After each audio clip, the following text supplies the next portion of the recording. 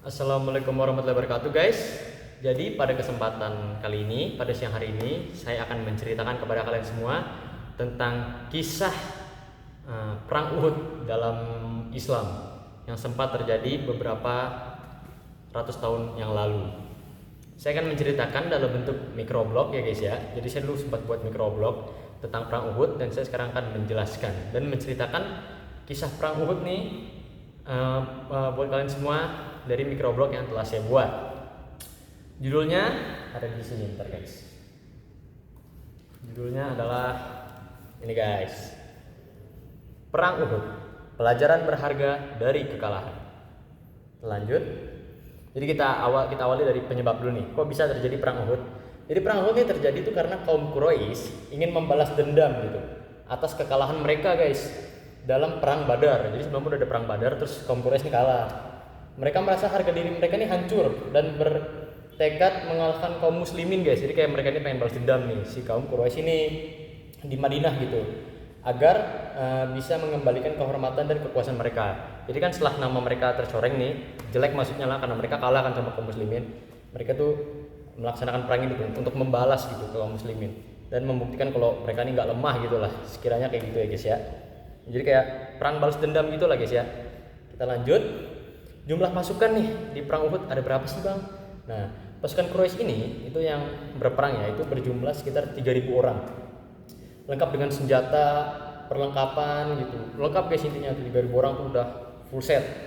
Sementara kaum muslimin hanya memiliki 1.000 orang dan jumlah itu berkurang guys menjadi 700 pasukan setelah 300 orang ini mundur sebelum perang dimulai. Jadi kayak ada yang mengundurkan diri 300 orang. Udah 1.000 nih udah dikit kaum muslimin. Kurang lagi guys jadi 700 karena 300 orang ini mundur gitu. Mungkin mereka gak percaya diri guys ya. Padahal mah agama Islam kuat banget, ada Rasulullah, macam-macam lah. Pendekar orang kesatria di agama Islam mantap-mantap. Lanjut pembelotan pasukan gitu. Nah ini kisah paling serunya nih. Pasukan dari Bani Salamah dan Bani Haritsah yang awalnya bergabung justru memilih mundur guys. Mereka kehilangan semangat dan percaya diri karena melihat jumlah pasukan Quraisy yang jauh lebih besar dan terorganisir. Jadi waktu umat muslim nih melihat jumlah kaum Quraisy ini kan 3.000 pasukan muslim tuh langsung pada minder gitu, langsung pada nggak percaya diri, langsung kayak pesimis kayak wah ini mah pasti kalah gitu. Makanya banyak orang yang mengundurkan diri di perang itu guys. Nah begitu. Kita lanjut lagi, lalu inilah pertarungannya ya, pertarungan dalam perang Uhud. Nah di perang Uhud ini awalnya nih kaum muslim ini mampu mendesak pasukan Quraisy guys dengan serangan yang terarah dan semangat juang yang tinggi gitu. Jadi awalnya agama umat Islam nih unggul umat muslim. Namun situasi berubah ketika pasukan pemanah nih meninggalkan posisinya untuk mengambil harta rampasan. Jadi kan itu kan pasukan pemanah ditugaskan ya buat dijaga di balik bukit kan. Nah pas udah beberapa kaum Quraisy udah ada yang kalah kan ada harta rampasannya kan maksudnya baju ziarah gitu-gitu. Nah orang-orang yang memanah nih yang diamanatin sama Rasulullah atau kalau nggak salah buat stay di bukit itu malah turun guys. Mereka malah ngambil harta rampasan perangnya dulu gitu.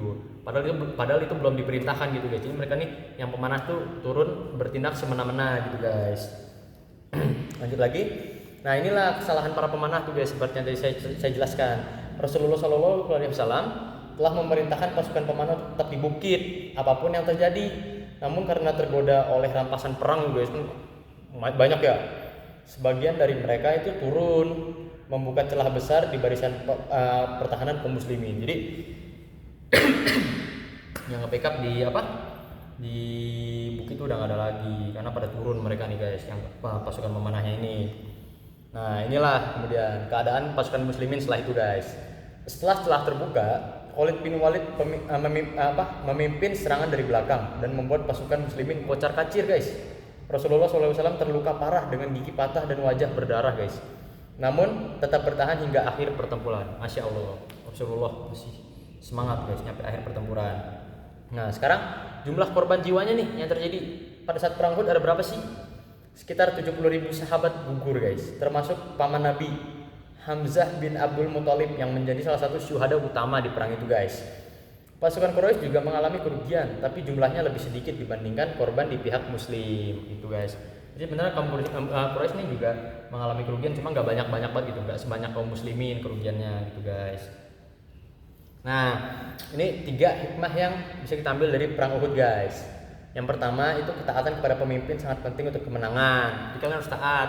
Kalau pemimpin bilang apa, laksanain aja, nggak usah ngebantah atau sok-sokan lah gitu. Kedua, jangan cepat puas dengan kemenangan awal karena musuh bisa membalas gitu. Jadi kalau udah menang nih, udah sekiranya kita wah ini pasti kita udah menang nih, stay dulu guys, jangan, karena siapa tahu musuh tuh masih bisa nge-comeback kita. Kemudian yang ketiga nih, kesabaran dan evaluasi diperlukan untuk memperbaiki kesalahan. Kesabaran dan evaluasi diperlukan untuk memperbaiki kesalahan dan bangkit lebih kuat. Jadi harus ada evaluasi, kita harus sabar dan bangkit lebih baik dibanding sebelumnya gitu guys. Nah mungkin sekian guys cerita perang Uhud yang dapat saya sampaikan melalui microblog saya. Kurang lebihnya mohon maaf. Ini saya juga minta maaf kalau peci saya agak kecilan nih guys ya, karena saya salah beli ukuran peci. Kurang lebihnya mohon maaf jika ada salah kata atau mana-mana atau gimana. Jangan lupa klik like, comment, share, and subscribe video saya. Kurang lebih mohon maaf. Kalau ada saran langsung komen aja. Oke? Terima kasih guys. Assalamualaikum warahmatullahi wabarakatuh.